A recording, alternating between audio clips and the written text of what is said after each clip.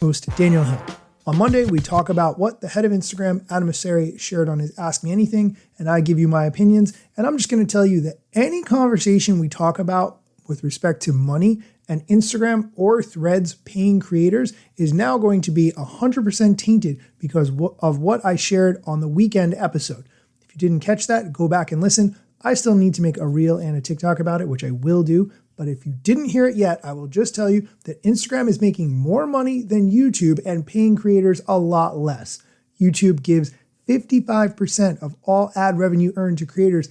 Instagram is making so much more money than that and saying that they don't have money. I don't even want to. Okay, let's just do the first question.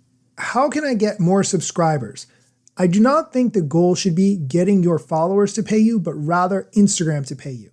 Here's Adam's answer. Subscriptions are not for everybody. There's only a subset of creators who I think have a set of followers who are willing to pay for some of their content. But if you are one of those creators, it's a great business because it's more stable and expected and sustainable, and you're running a business. And you should let people know about your subscription service, either through your stories, your feed posts, or even your channel. And you can actually, even in stories, add a link to subscribe right then and there in line. And you can also point people towards your profile where they can subscribe and look for more ways to make it easier for people to discover creators to subscribe to over time. Question. Bonuses is where Instagram or Threads potentially pays out creators a very, very small amount for their content based on the number of views or engagement that it got. The question, how can I be part of Threads bonuses? The Threads bonus right now is just a test with a handful of creators to see if we can get the system working. In general, for any of these performance-based incentives, we want to see if we can pay creators to create more content in a way that actually gets people to use the app more and allows us to then make more money with the business on the ad side to pay for that system or to pay for that program. If it doesn't work, then we're just burning money and it doesn't make sense. So it's really early days for bonuses on Threads. Please don't expect us to scale this anytime soon. But we are experimenting because we would like to see if we can create a system that is sustainable that we can then scale over time. Totally get that. However, YouTube has a revenue sharing program where they made $28.8 billion in 2021 and they shared 55% of it with creators. Instagram in that same year made $32 billion. So you have money to share.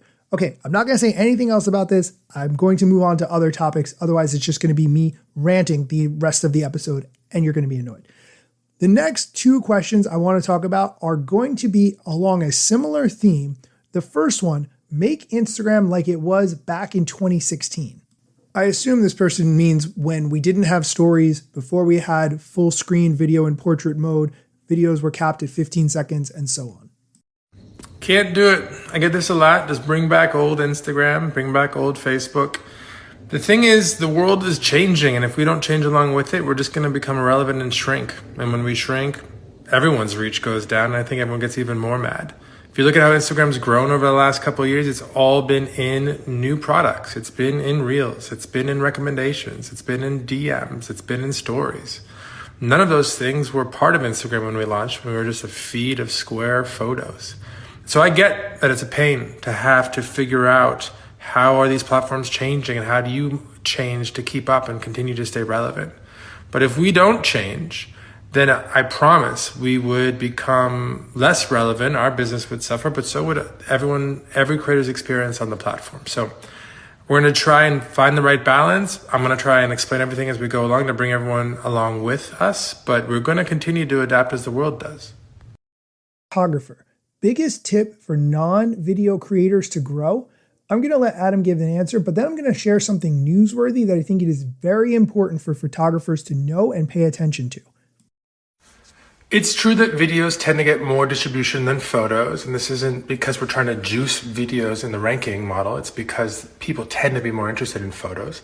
But that doesn't mean all creators need to produce videos. You might not have a natural way to do that. That's true to who you are. Photographers is a good example. Now, I would look for other ways to give yourself a leg up. So experiment first to see what resonates with your followers specifically.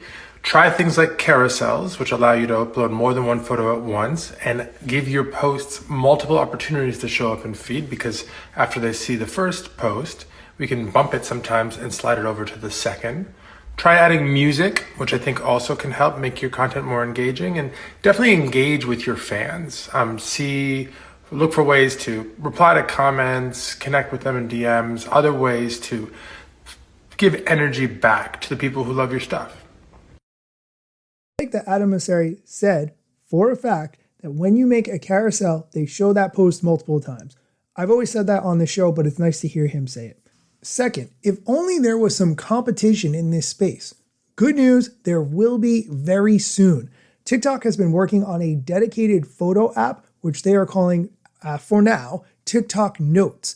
Some people in the TikTok app are getting a pop-up that says your photo post will be shown on TikTok Notes. TikTok Notes, a new app for sharing photo posts, is coming soon. Your existing and future public TikTok photo posts will be shown on TikTok Notes, and you have the option to turn it off if you don't want that to happen. So if you're a photographer, you've been frustrated with Instagram for a long time, go check out TikTok Notes, spend some time with it, see if you like it. We're going to take a quick break. When we come back, we're going to get into whether or not your content is shadow banned, why your followers aren't seeing your content, and Adam Mosseri's thoughts on AI. So stick around. Oh, hey, welcome back. Let's get into the next question, which is all about whether or not Instagram rewards shorter content or longer content. I will say that from my experience, reels that are 3 to 4 seconds can do a lot better than ones that I talk for 45 seconds with tons of graphics and animation and all sorts of different things. The question, does Instagram now prefer long form content? I've had this message pop up a few times. Here's Adam's answer.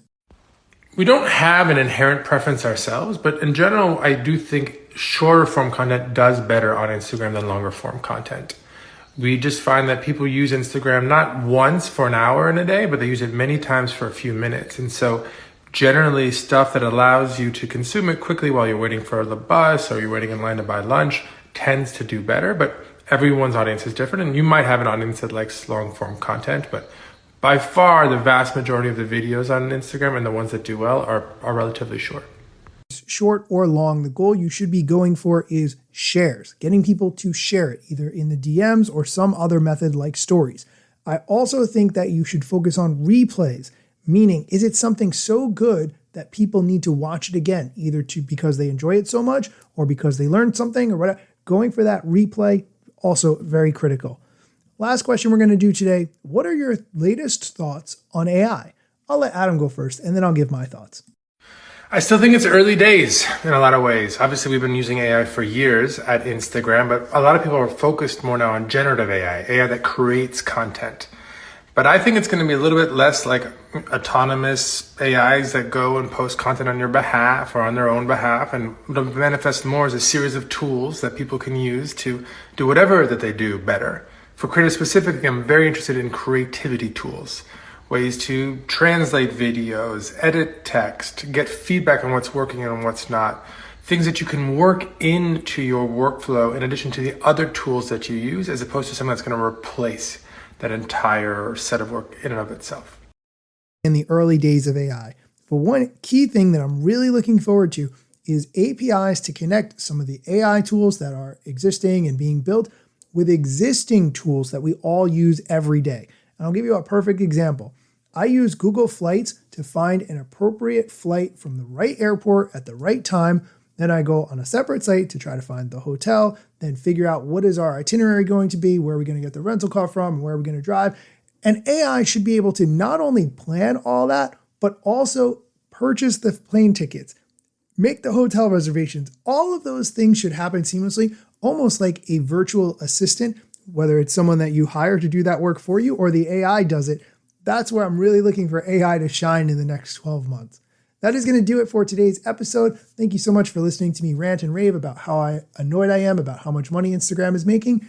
And be sure to check out links in the show notes for the TikTok Notes app so you can start posting your photos to it as soon as it launches. As always, thank you so much for listening.